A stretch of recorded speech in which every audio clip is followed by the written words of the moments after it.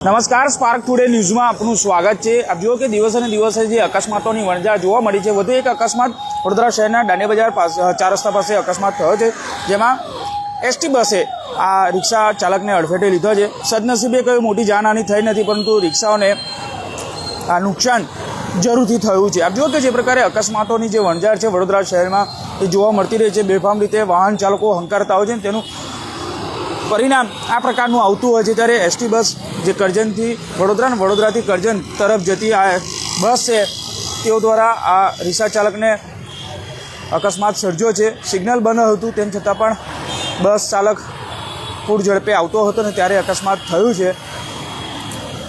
આપ જુઓ કે જે પ્રકારે વડોદરા શહેરમાં જે અકસ્માતોની વણઝાર જોવા મળી રહી છે, તેમાંનું આ એકદમ ઉદાહરણ અહીંયા જોવા મળી રહ્યું છે। રિક્ષા ચાલક આપ જુઓ કે જે પ્રકારે હાલ રિક્ષાની જે હાલત થઈ છે, ચોક્કસથી કહી શકાય કે જે અકસ્માતોની વણઝાર છે તે ચોક્કસથી જોવા મળી રહી છે। રિક્ષા ચાલક સાથે પણ વાત કરવાના પ્રયત્ન કરીશું। રિક્ષા ચાલક કોણ છે? કાકા, કેવી રીતે અકસ્માત થયો?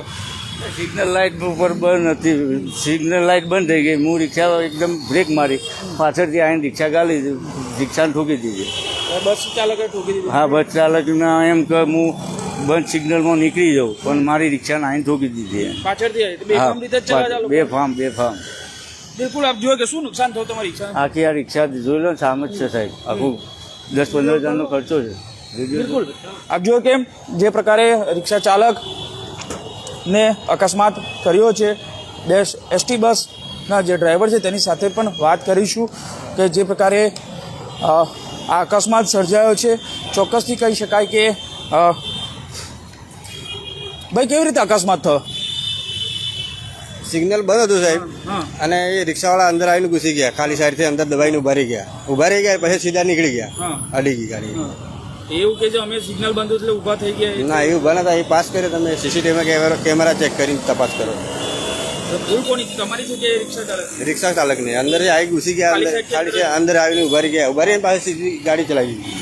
હું તો સીધો આવીને ઉભો જ રહેવાનો હતો, મને ખબર નથી કે સાહેબ આ રિક્ષા આવીને ઉભી રહી ગયા। અચાનક જ રિક્ષા? હા, ઉભો રહ્યા ને સીધા નીકળી ગયા પાસે। ઉભા તો અડી ગઈ તો હોય ને, નીકળી આવ્યા। તો હવે શું પોલીસ ફરિયાદ કરવાની છે?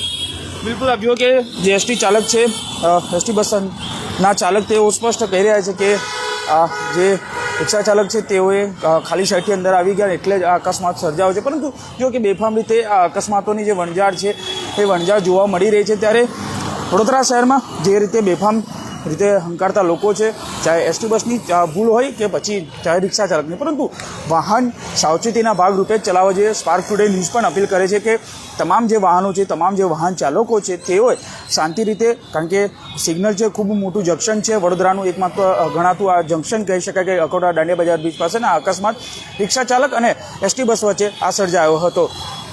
કેમેરામેન નિહાની સાથે Surat Solanki, spark today news, Vadodara.